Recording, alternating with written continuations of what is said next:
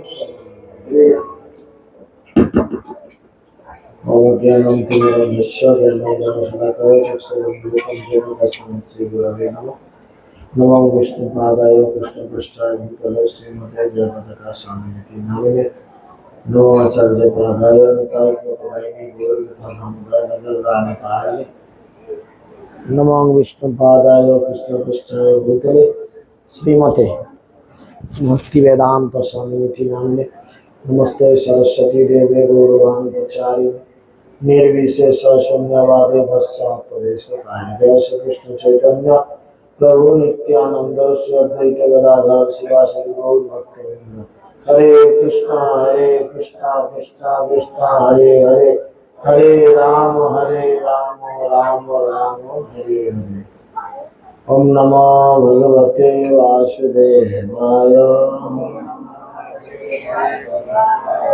ओम नमो भगवते वासुदेवाय ओम नमो भगवते वासुदेवाय हरि ओम तत्सत हरे कृष्ण। तो সকলকে সর্বপ্রথম আন্তর্জাতিক কৃষ্ণ ভগবান অমৃত সংগঠিত ইসকন নামকটির পক্ষ থেকে আন্তর্জাতিক কৃষ্ণ ভগবান অমৃত সংঘের প্রতিষ্ঠাতা আচার্য অভয় চরণ অরবিন্দ ভক্তিবেদান্ত স্বামী শ্রী প্রভুপাদের শুভ আবির্ভাব তিথিতে সকলকে প্রীতি শুভেচ্ছা ও অভিনন্দন জ্ঞাপন করি। তো আজকে দুইটি তিথি একসাথে যুক্ত হয়েছে।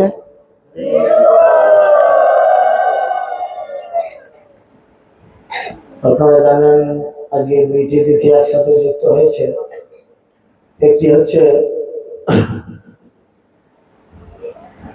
নন্দোৎসব, অর্থাৎ গতদিন কৃষ্ণ আবির্ভূত হয়েছেন আর আজকে নন্দ বাবার বাড়িতে বড় খুশি, বড় আনন্দের একটা পরিবেশ। কেননা মা যশোদার অনেকদিন পর সন্তান আদি হয়েছে এবং তার সাথে আজকে আরেকটি বিশেষ দিন। কে কে জানেন একটু হাত তুলেন। যেটি ছাড়া আজকে আরেকটি বিশেষ দিন। অনেকে হাত তুলেননি, যারা হাত তুলেননি তারা নিশ্চয়ই তাহলে জানেন না। যাই হোক, খুব ভালো। আমরা আন্তর্জাতিক কৃষ্ণ ভগবানের সঙ্গীর সাথে মিশছি, অথচ যিনি এর প্রতিষ্ঠাতা আচার্য তার সম্পর্কে আমরা সচরাচর বেশি কিছু জানি না। তো সেই জন্য আমাদের সকলের জানা উচিত যে শ্রীল প্রভুপাদের আবির্ভাব এবং তিরোভাব তিথি এই দিনগুলি কবে কিভাবে পড়ে। তো যাই হোক, আজকে তো সেই আন্তর্জাতিক কৃষ্ণ ভগবানামৃত সংঘ তথা ইসকনের প্রতিষ্ঠাতা আচার্য অভয়চরণ অরবিন্দ ভক্তিবেদান্ত স্বামী শ্রী প্রভুপাদের শুভ আবির্ভাব তিথি। এই আবির্ভাব তিথির দিনে আমরা ভাগবতমের সব থেকে গুরুত্বপূর্ণ একটি জায়গা আলোচনা করার চেষ্টা করব। যদিও এই জায়গাটি খুব ক্রিটিক্যাল, তবু চেষ্টা করব সাধুগুরু বৈষ্ণবের কাছ থেকে যেভাবে আমরা শ্রবণ করেছি তদ্রূপ আপনাদের কাছে পরিবেশন করার জন্য। তো আপনারা জানেন এই ভাগবতমের যে দশম স্কন্ধ, এই দশম স্কন্ধকে কি বলা হয়? এটা ভগবানের কি মুখমণ্ডল, এটি হচ্ছে ভগবানের মুখমণ্ডল। আর এই দশম স্কন্ধে মোট রয়েছে 90টি অধ্যায়। বুঝা গেল? মোট রয়েছে 90টি অধ্যায়, এবং এই 90টি অধ্যায়ের মধ্যে সব থেকে গুরুত্বপূর্ণ এবং সব থেকে আলোচনীয় বিষয় বা সব থেকে এই ধরনের কিছু ব্যাপার যেটি ভাগবতমে আলোচনা রয়েছে, সেটা হচ্ছে গোপীদের বিরহী গীত। গোপীরা দেখিয়ে দিচ্ছেন, কালকে বাচ্চা কৃষ্ণের লীলা হয়েছে, আজকে একটু কৃষ্ণকে বড় করে দেওয়া হোক। ছোট ছেলের লীলা অনেক হয়েছে, একটু অ্যাডাল্ট হোক, শুনতে ভালো লাগবে। তো গোপীরা প্রমাণ করেছে যে কৃষ্ণ তাদের কাছে কতটা দামি। তার জন্য তারা কি বলেছে না, কৃষ্ণের অবর্তমানে তারা কৃষ্ণের গুণমহিমা কীর্তন করেছেন। যে গুণমহিমা কীর্তন,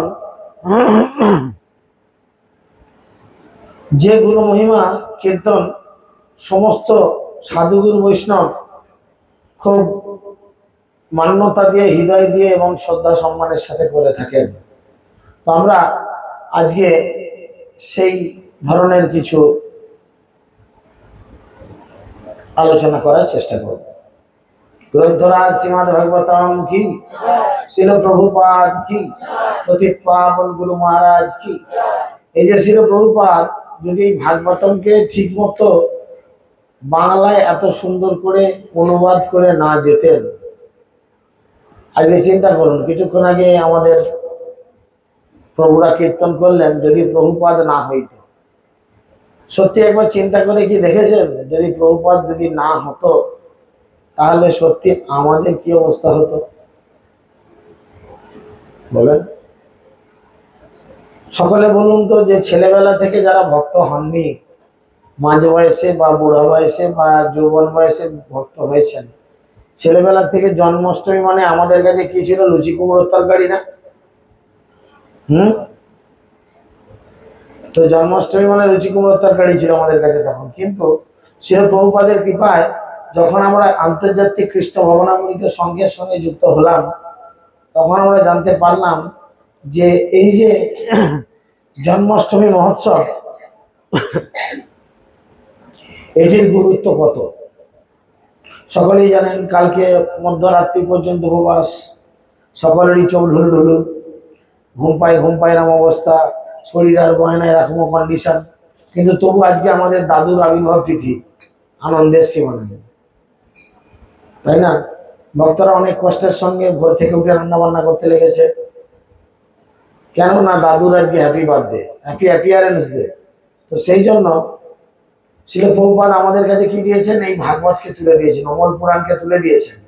কিভাবে দিয়েছেন না, এত সোজা বাংলা ভাষায় লিখে দিয়েছেন, যেটা আমরা যদি পড়ি তাহলেই বুঝব। তো সব থেকে গুরুত্বপূর্ণ অধ্যায় যেটি এখানে দিচ্ছেন, সেটি হচ্ছে 31 নম্বর অধ্যায়। সেখানে গোপীরা বলছেন, কৃষ্ণ এতক্ষণ গোপীদের সঙ্গে লীলাবিলাস করেছেন, হঠাৎ করে কৃষ্ণ সেখান থেকে চলে গেছেন, এবং কৃষ্ণ চলে যাওয়ার ফলে গোপীরা কৃষ্ণের জন্য চতুর্দিকে খোঁজাখুঁজি করছেন।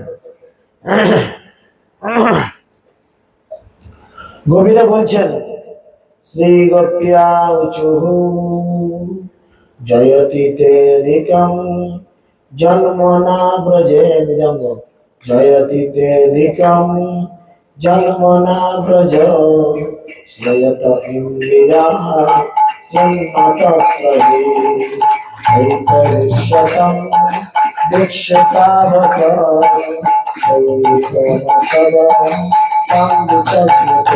সকলে জয়তি জয়িতে ব্রহ্মণাব্রজ ইন্দিরা শাশ্বতম কল্পদৃশ্যতম দেশতাবত সবাতম দুঃখিতে জয়তি জয়িতম ব্রহ্মণাব্রজ ইন্দিরা শ্রীমতপ্রভি ঐতরিষ্যতম দীক্ষতাবত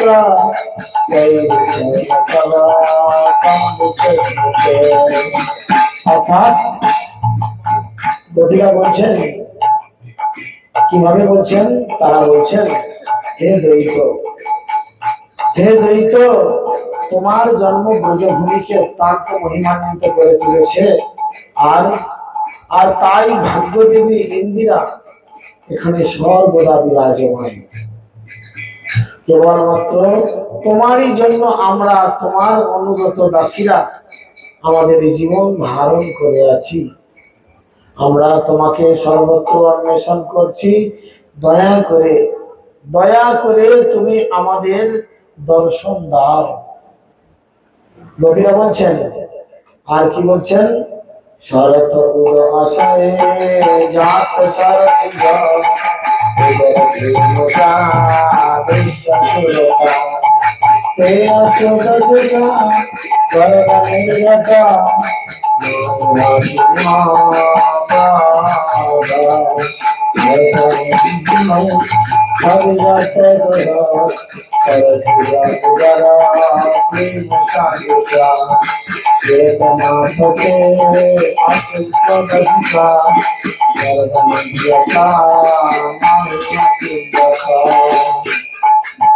তিনি বলছেন, হে সুরতনাথ, তোমার দৃষ্টির সৌন্দর্য শরৎকালীন সরোবরের সুযত বিকশিত কমল গর্ভের সৌন্দর্যকে অতিক্রম করে।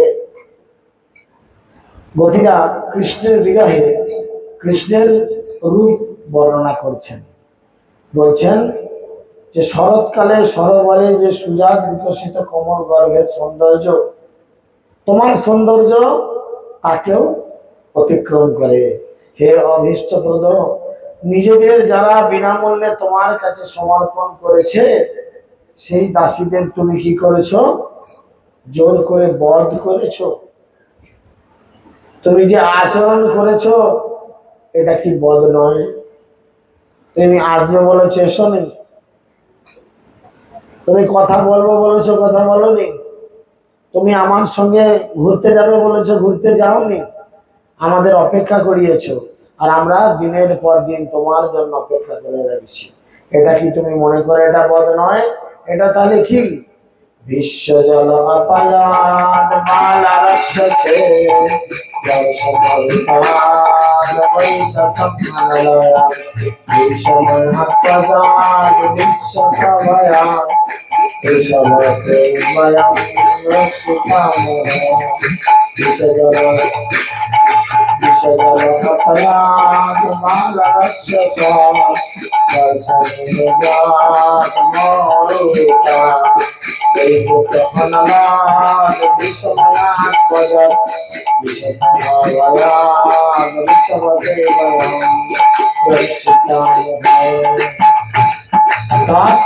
তিনি বলছেন, হে পুরুষ শ্রেষ্ঠ, আপনি বারবার আমাদের সর্বপ্রকার বিপদ থেকে রক্ষা করেছেন।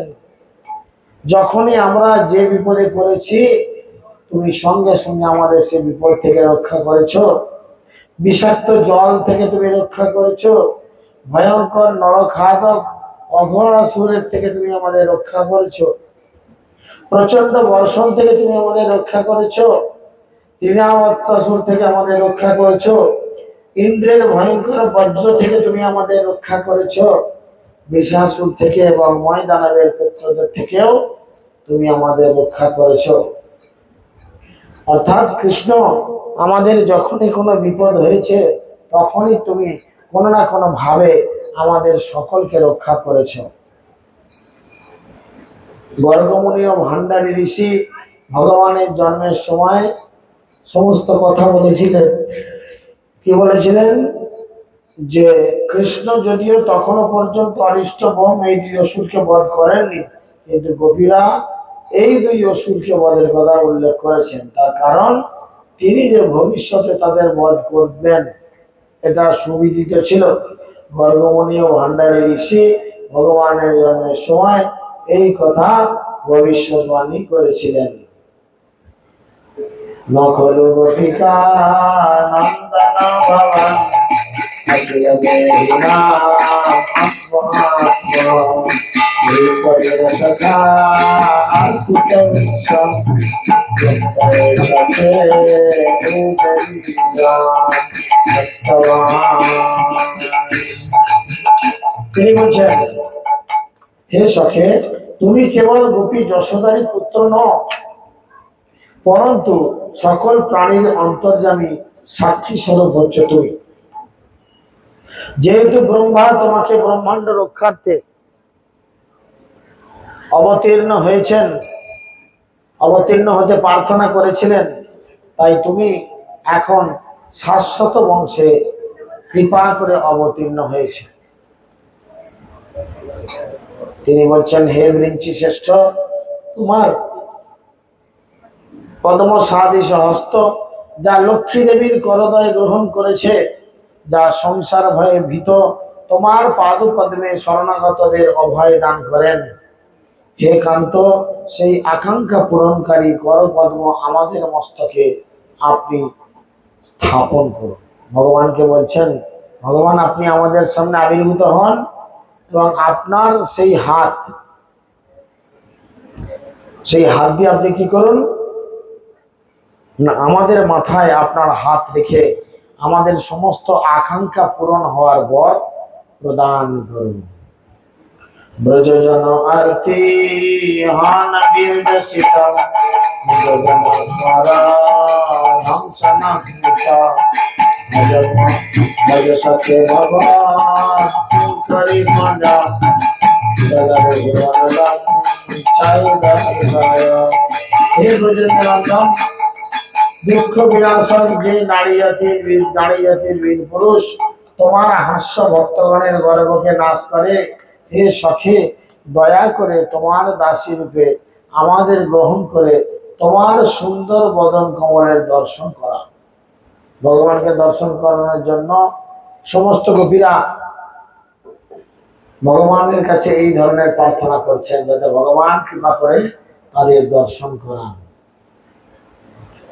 তোমার পাদ পদ্মদয় শরণাগত সকল প্রাণীদের পাপ বিনাশ করে। যদি কেউ ভগবানের চরণে শরণাগত হয় তাহলে কি হয় না, ভগবান গোপীরা বলছেন সমস্ত প্রাণীর পাপ বিনাশ করে যারা তোমার চরণে শরণাগত।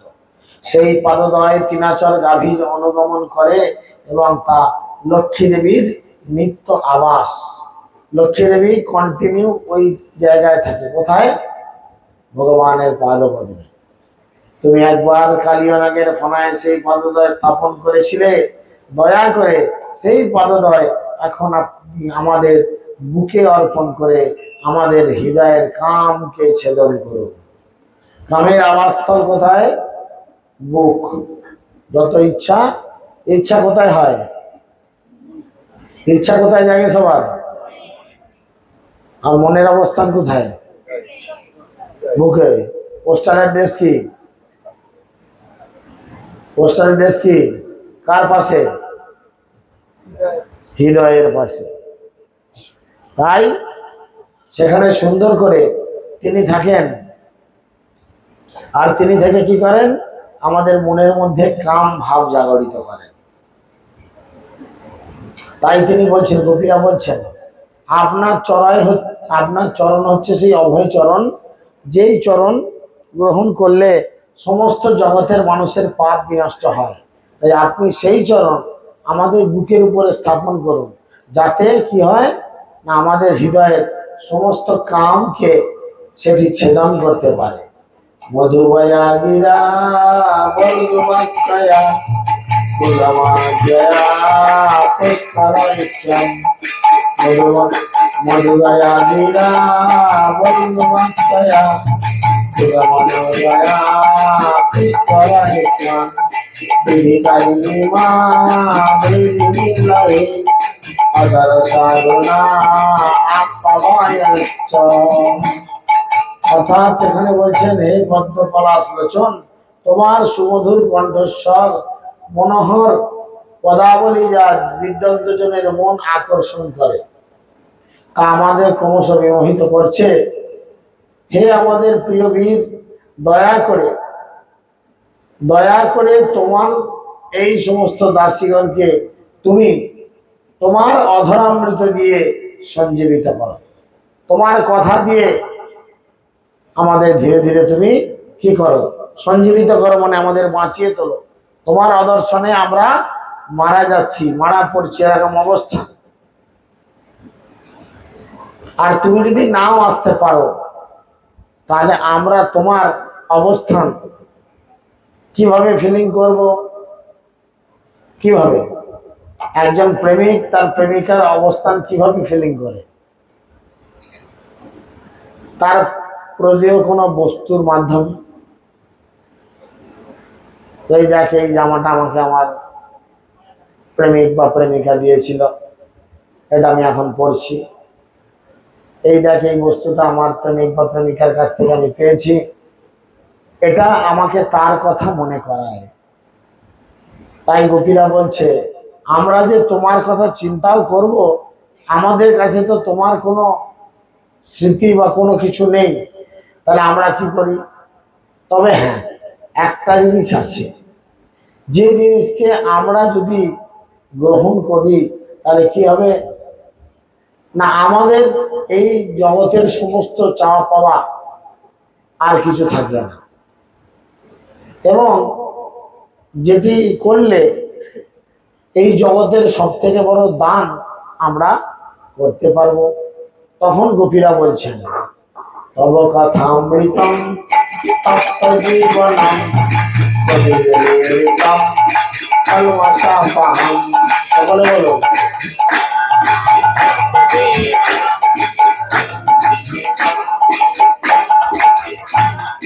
তব কথামৃতম তত্ত্বজীবনম কবিরলিতম কলমশাপহম। তব কথামৃতম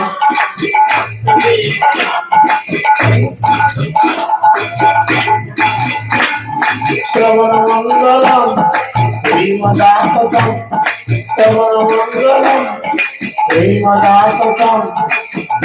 নন্দিতে ভূরি গজমা, নন্দিতে ভূরি গজমা।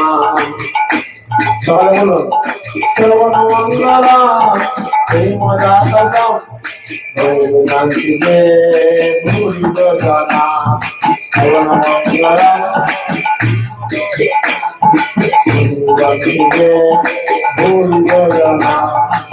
অর্থাৎ এখানে গোপীরা বলছেন কি, হে প্রভু, বহু জন্মের বহু সুকৃতকারী মানুষরা এই জগতে এসে তোমার প্রেমতপ্ত ব্যক্তিদের জীবন স্বরূপ,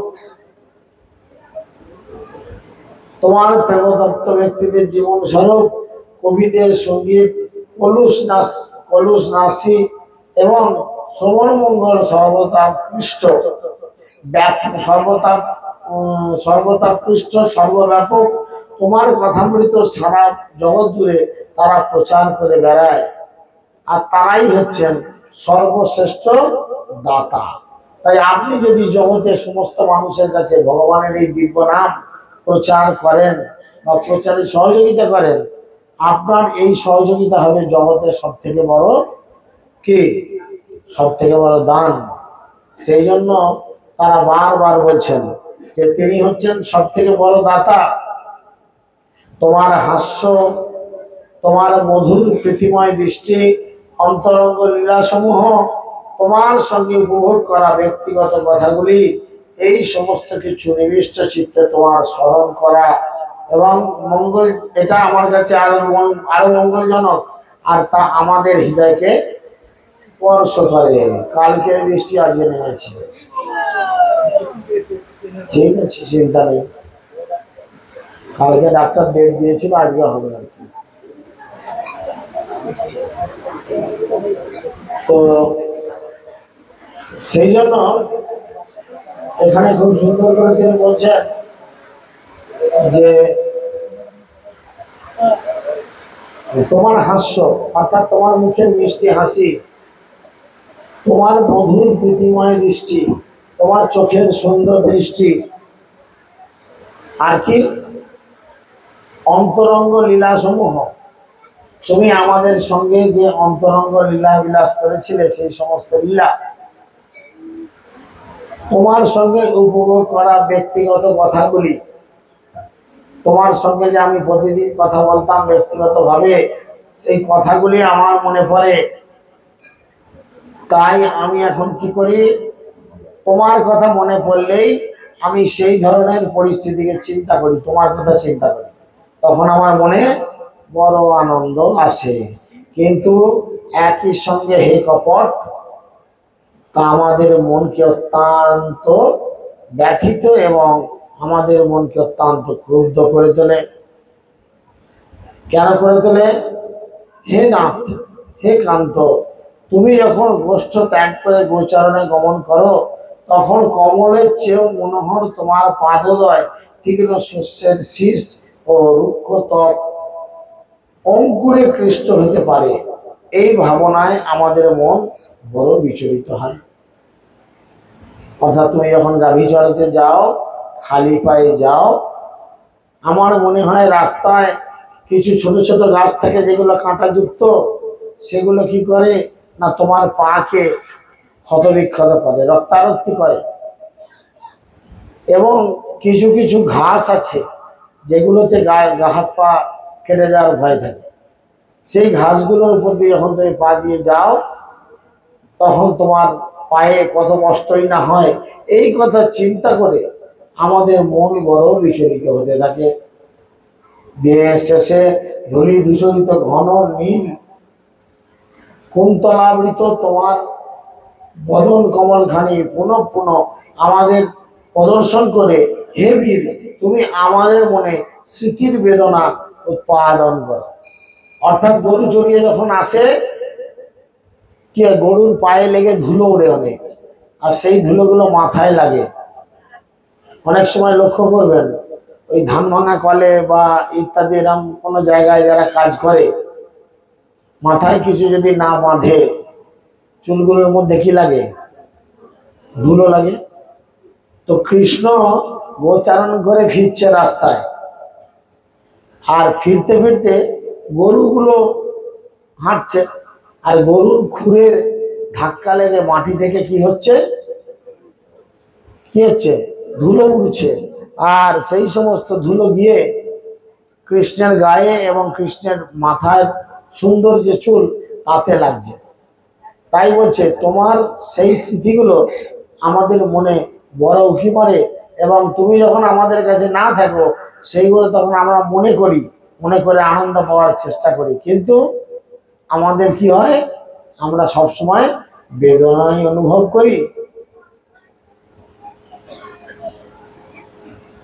ব্রহ্মার আরাধিত তোমার পাদপদ্ম সকল প্রাতজনের আকাঙ্ক্ষা পূরণ করে। তিনি বলছেন ব্রহ্মার আরাধিত, আর ব্রহ্মা তোমার আরাধনা করে, ব্রহ্মার আরাধিত তোমার পাদপদ্ম, ভগবান তোমার এই পাদপদ্ম সকল প্রণতজনের আকাঙ্ক্ষা পূরণ করে। যারাই তোমার চরণে প্রণাম করে, তাদেরই মনের সমস্ত আকাঙ্ক্ষা পূর্ণ হয়। হে অমন, হে দুঃখ হারি, দয়া করে সেই পাদপদ্ম আপনি আমাদের বক্ষে অর্পণ করুন। গোপীরা বলছেন, তুমি রাস্তা দিয়ে খালি পেয়ে গেলে নুড়ি পাথরে তোমার পা ছিঁড়ে যাবে, আর ছিঁড়ে গিয়ে তোমার পা ক্ষতবিক্ষত হবে। তার থেকে তুমি কি করো, তুমি দয়া করে তুমি তোমার সেই পাদপদ্ম আমাদের বক্ষে স্থাপন করো। শ্লোক 14 বলছেন, সুরত বর্ধনম শোকনাশনম চারিত বেদনা সত্যচন্দ্রিকা ইতর রাজবিষণম নিনন্দিতর শ্রীরনাথে অধরামৃতম। দেবী, দয়া করে তোমার মাধুর্য সুখবর্ধক ও শোক বিনাশক অধরামৃত আপনি আমাদের বিতরণ করুন। সেই অমৃত মানুষের জন্য আসক্তির বিস্ফোরণ ঘটায় এবং তোমার ধ্বনিতে বেণুর দ্বারা সুষ্ঠুভাবে তা আস্বাদন করতে আমরা সব সময় পারি। হে বীর, দয়া করে তোমার মাধুর্য সুখবোধক শোক বিনাশক অধরামৃত আপনি আমাদের কাছে বিতরণ করুন। অধরামৃত মানে, অধর মানে হচ্ছে ঠোঁট, ঠোঁটের অমৃত, অর্থাৎ কৃষ্ণকে বলছে তুমি আমাদের চুম্বন করো। তুমি যখন থাকবে না, তুমি গালে চুম্বন করে যাবে, আর আমরা গালটাকে ফিলিং করব যে তুমি আমাদের কতটা ভালোবেসেছো। সেই অমৃত মানুষের অন্য আসক্তির বিস্মরণ ঘটায়। এই জগতে একটি ছেলে একটি মেয়েকে যদি জোর করে চুম খেয়ে ফেলে, ধোলাই খেয়ে তার কপাল পুড়ে। আর এখানে বলছে যদি কৃষ্ণ কাউকে একবার এরকম অধরামৃত দান করে, তাহলে কি হয়? মানুষের অন্য সমস্ত আসক্তির বিস্মরণ ঘটায়। তাই গৌর প্রেমানন্দ, বুঝেছেন? একবার মাত্র তোমার ধ্বনিত বেণুর দ্বারা সুষ্ঠুভাবে সেটা আস্বাদন করা যায়। তুমি যখন বাঁশি বাজাও তখন আমরা ওই জন্য বাড়িতে থাকতে পারি না। শ্লোক 15, আটতি যদ ভবন অধিকাননম প্রতিবিলায়তম তম অপশ্যতম প্রতিদপ্রেমতলম শ্রীমুখমিত্য শ্রীজরবিত্তম পক্ষকর্পুষম। অর্থাৎ দিবাভাগে তুমি যখন বনে গমন করো, তোমাকে দেখতে না পেয়ে ক্ষণকালও আমাদের একটা যুগ বলে মনে হতে থাকে। এমনকি যখন তোমার সুন্দর কুঞ্চিত কুণ্ডল যুক্ত মুখমণ্ডল আগ্রহ ভরে নিরীক্ষণ আমি করি, মন্দ বিধাতার সৃষ্ট আমাদের চোখের পাতার দ্বারা আমাদের আনন্দে বিঘ্ন ঘটে। বলছে তোমার মুখ যখন আমরা দেখতে পাই তখন বিধাতাকে আমাদের বড় রাগ ধরে। কেন না? তুমি মানুষ বানিয়েছো, মানুষের চোখের পাতা কেন দিয়েছো? আপনারা কি মনে করেন চোখের পাতার দরকার আছে না নাই? আছে। আর যদি থাকে, গোপীরা বলছে আমাদের নাই। আমাদের অমন চোখেরও দরকার নেই, চোখের পাতার দরকার নেই। কেন না? চোখের পাতা পড়ার সময় যতটুকু সময় যায় ততটুকু সময় আমি তোমাকে দেখা থেকে বিরত থাকি। তাই আমি কন্টিনিউ তোমার দর্শন পাওয়ার আকাঙ্ক্ষা করি। এরপরে বলছেন শ্লোক 16, অতিশুত অন্যয় ভক্তিবন্ধনম অতিবিলগ্নতে ভক্তিনাশ্রিতা আগতাগতি বিদসাবন্তি মোহিতা হিতবা নিশ্চিতা নদে। তুমি ভালো করেই জানো কেন আমরা এখানে এসেছি। তুমি দেখেছো বাঁশি বাজিয়েছ, আর আমরা যে যার বাড়ি থেকে বেরিয়ে তোমার জন্য বিভিন্ন বনে এসে হাজির হয়েছি। আর এখন এই মধ্যরাত্রে আমরা যুবতী মহিলা অপেক্ষা করছি জঙ্গলের মাঝে, তুমি নাই, গার্জেনলেস। তোমার মতো শট ছাড়া আর কেই বা তার বাঁশির উচ্চ গীতে মোহিত হয়ে মধ্যরাত্রিতে আগত যুবতী নারীদের পরিত্যাগ করে চলে যায়। কেবল তোমাকে দর্শন করবার জন্যই আমাদের পতি বা পুত্র গুরুজন, ভ্রাতা এবং অন্যান্য আত্মীয় স্বজনকেও আমরা সম্পূর্ণরূপে পরিত্যাগ করেছি শুধু তোমার জন্য। শ্লোক 17 রহস্য সংবিধান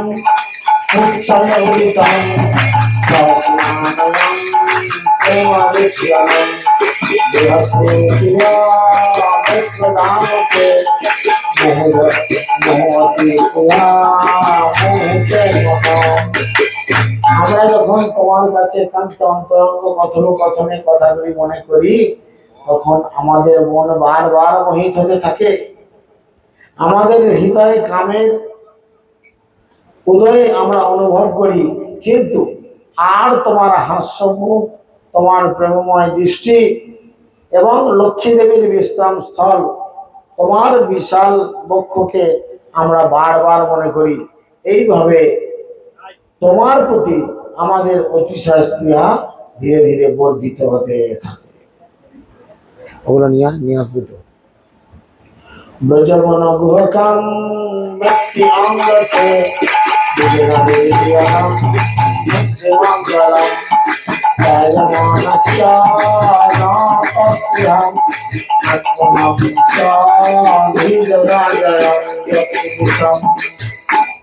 তিনি বলছেন, হে প্রিয়, তোমার সর্বমঙ্গলময় আবির্ভাব ব্রজবাসীদের দুঃখ বিনাশক।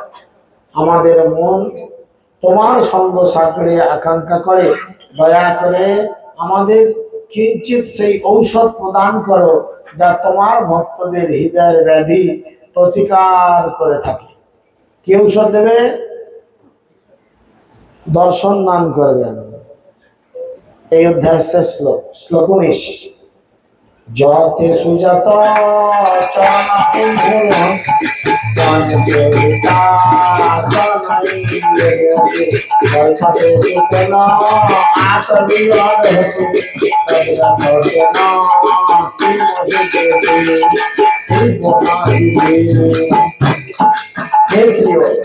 তোমার সুকমল চরণ কমল আহত হবে এই আশঙ্কায় আমরা আমাদের কঠিন বক্ষে অত্যন্ত সন্দর্পণে তোমার চরণকে ধারণ করে রাখি। তুমি আমাদের জীবন স্বরূপ, তাই বনচারণের সময় পাথরকুচির আঘাতে তোমার সুকোমল চরণ যুগল যাতে কখনো আহত না হতে পারে সেই আশঙ্কায় আমাদের চিত্ত বারবার উৎকণ্ঠিত হয়। হরে কৃষ্ণ হরে কৃষ্ণ কৃষ্ণ কৃষ্ণ হরে হরে, হরে রাম হরে রাম রাম রাম হরে হরে, হরে কৃষ্ণ হরে কৃষ্ণ কৃষ্ণ কৃষ্ণ হরে হরে, হরে রাম হরে Ram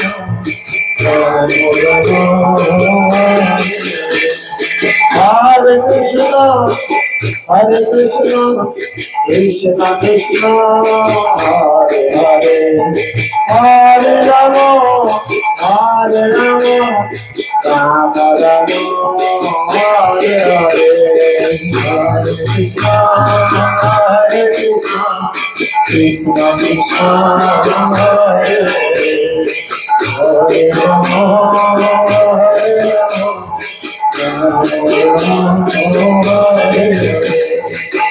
Krishna, Krishna Krishna, Hare Hare, Hare Ram, Ram Ram, Hare Hare, Hare Krishna, Krishna Krishna, Hare Hare, Hare Ram, Ram Ram,